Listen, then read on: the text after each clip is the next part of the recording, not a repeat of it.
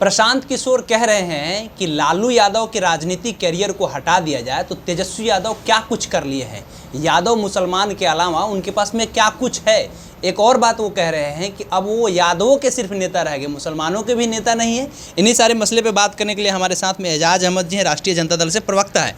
Sir, Prashant Kishor कह रहे हैं कि तेजस्वी यादव की क्या विरासत है, मतलब तेजस्वी यादव की क्या राजनीति पकड़ है, वो कुछ भी आगे नहीं कर पाए हैं, सिर्फ और सिर्फ यादवों के नेता बन करके रह गए। प्रशांत किशोर जी को मेरा चैलेंज है कि आप सामने निकलिए, जनता के बीच में चलिए और हम चलते हैं।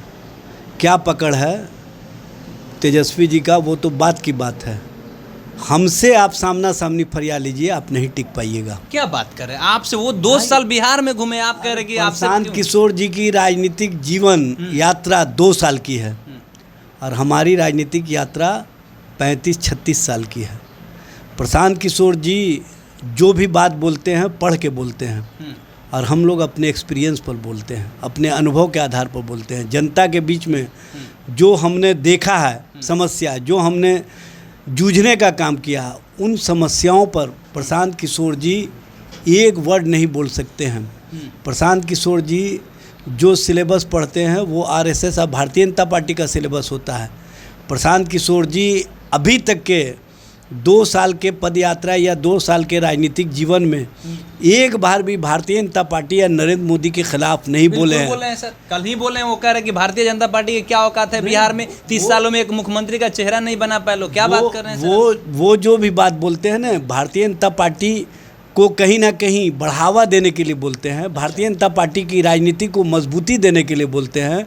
उनका जो पीछे से एजेंडा जो चलता है कि भाजपा को कैसे हम बिहार में सबल करें, और भाजपा के लिए ही वो बैटिंग करने के लिए बिहार की पिच पर उतरे हैं, क्योंकि उनको पता है कि जब तक हम मुसलमानों को दिग्भ्रमित नहीं करेंगे, मुसलमानों के बारे में हम उस तरह का परसेप्शन नहीं खड़ा करेंगे, तब तक बिहार में भारतीय जनता पार्टी सबल नहीं हो सकती है। तो भाजपा को सबल बनाने के लिए प्रशांत किशोर जी इस तरह की राजनीतिक बोली बोलते हैं। वो कह रहे हैं प्रशांत किशोर जी, मैं आपसे पूछना चाहता हूं, तेजस्वी प्रसाद यादव जी जन विश्वास यात्रा में निकले थे।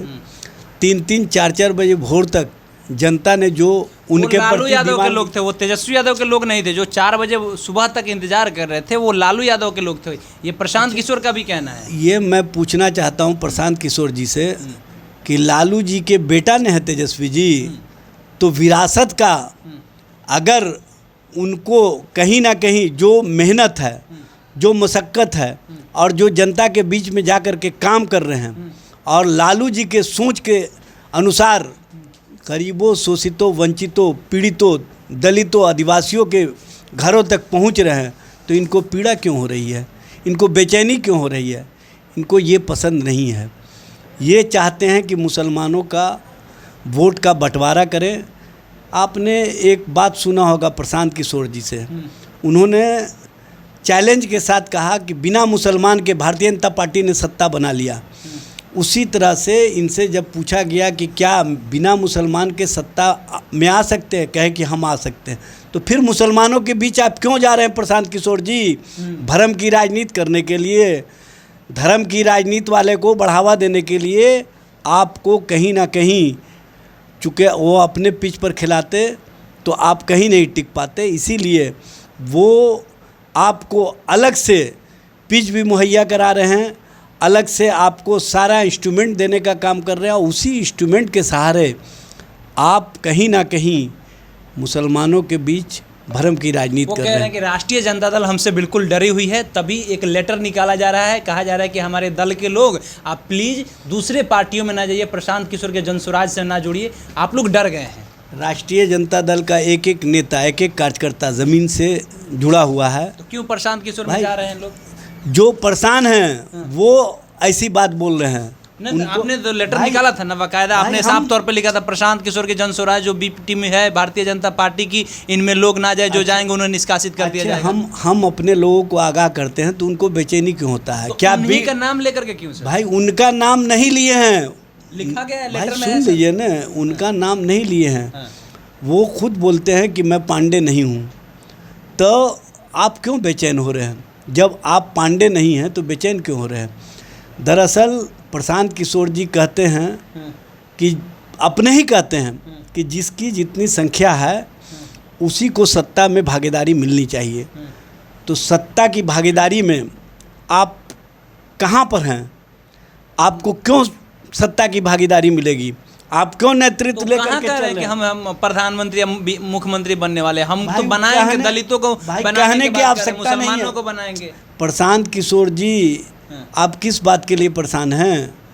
आप मुसलमानों को आगे रख करके अपनी सियासत कर रहे हैं। ठीक है। आप पिछड़ा, अति पिछड़ा दलित समाज को आगे रख करके अपनी सियासत कर रहे हैं। आपकी सियासी जो सोच है उसको सब लोग जान रहे हैं और आप किस तरह का खेल खेल रहे हैं। आप तो जानते हैं कि हम कुछ नहीं बन पाएंगे, लेकिन आप उस पार्टी को बनाना चाहते हैं जिस पार्टी के लिए आपने 2014 से राजनीति में उनको कहीं ना कहीं फ़ायदा पहुंचाने के लिए अपनी पीआर एजेंसी को माध्यम बनाने का काम किया। और 2024 के चुनाव में जब आपको लगा 3 चरणों के चुनाव के बाद कि फिर इनका सिराजा बिखरने वाला है, तो आप उनके लिए बैटिंग करना शुरू कर दिए। जो भारतीय जनता पार्टी के लिए दिन रात फिक्रमंद हो, जो नरेंद्र मोदी के लिए दिन रात फिक्रमंद हो, वो मुसलमान का हमदर्द हो ही नहीं सकता।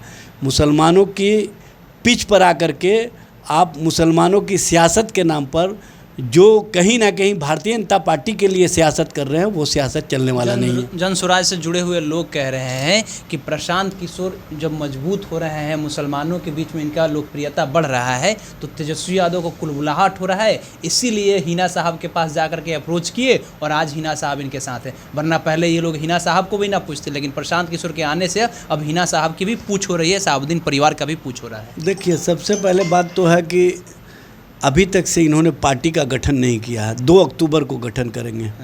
उससे पहले जिस तरह से आडंबर खड़ा कर रहे हैं, उस आडंबर में वो स्वयं फंसते चले जा रहे हैं।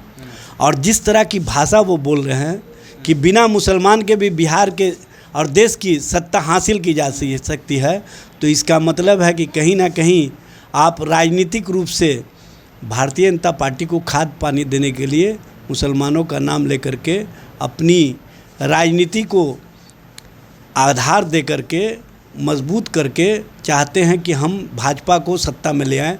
तो आप सपनों में जी रहे हैं, और सपनों में जीने वाले को जनता न पहले पसंद की है न आगे पसंद करेगी। चलिए, तो प्रशांत किशोर जी सपनों में जी रहे हैं, मुसलमानों को आगे करके, मुसलमानों को गुमराह करके वो अपना सत्ता हथियाना चाहते हैं। लालू यादव का नाम इसलिए ले रहे हैं क्योंकि उन्हें कोई पूछ नहीं रहा है। 2 तारीख को अपना पार्टी का एस्टेब्लिश करने वाले, पार्टी को एस्टेबल करने वाले, उसके बाद में देखा जाएगा कि क्या उनकी राजनीतिक वजूद है। आपकी क्या प्रतिक्रिया है? एजाज सर के बातों से कितने आप सहमत हैं? कमेंट बॉक्स में बताइएगा। हमारा नाम केशव यादव है, पब्लिक स्टेशन आप देख रहे हैं। बहुत बहुत धन्यवाद।